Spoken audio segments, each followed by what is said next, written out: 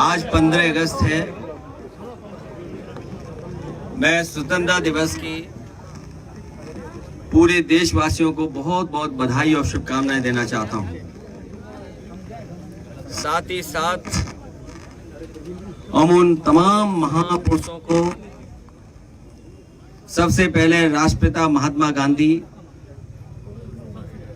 जिन्होंने लगातार और उनका साथ देने के लिए तमाम भारत के हर कोने से लोगों ने साथ दिया।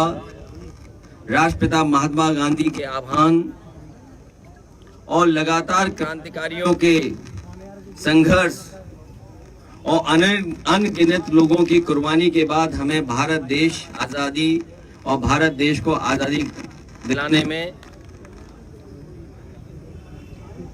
हम सब उन लोगों को याद भी करते हैं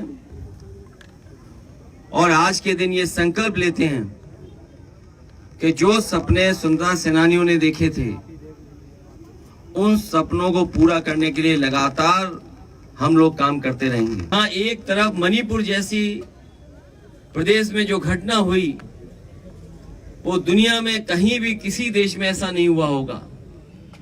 वहीं आज के दिन हम लोगों को ये भी अपील करनी चाहिए कि मणिपुर के लोग जिस सद्भावना के साथ, जिस प्रेम के साथ, जिस तरीके से मिलजुल करके रह रहे थे, वैसे ही रहें और इस तरह की घटना दोबारा ना हो जहां हमारी बेटियां, हमारी बहनों के साथ ऐसी घटना घटी हो। न केवल मणिपुर बल्कि देश के किसी कोने में इस तरह का व्यवहार किसी महिला या बेटी के साथ न हो। दुनिया बहुत आगे बढ़ी है। जिस रूप में हमारा देश आजाद हुआ था, जो हमारी सीमाएं थी जब आजादी हमें मिली थी, वो हमारी सीमाएं सुकड़ी हैं।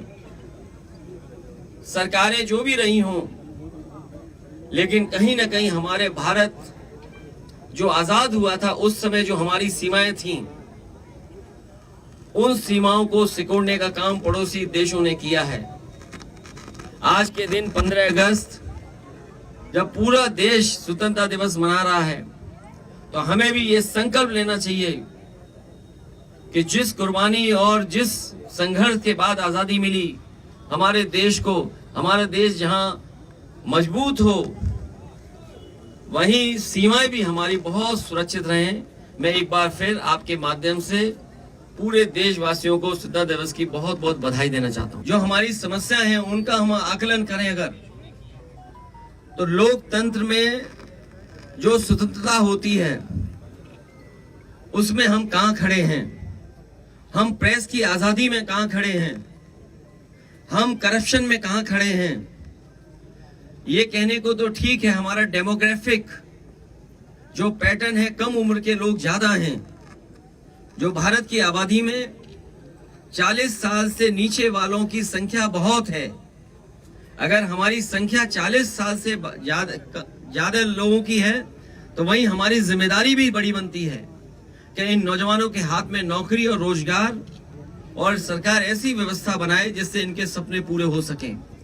और लाल किले पे खड़े होकर के अगर किसी सरकार ने ये कहा हो कि हम किसानों की आय दोगुनी कर देंगे, तो कम से कम उन सरकारों को पीछे मुड़कर देखना चाहिए कि आज हम दोबारा वहीं 15 अगस्त पे खड़े हैं।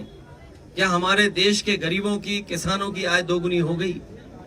क्या करोड़ों नौजवानों को नौकरी मिल गई?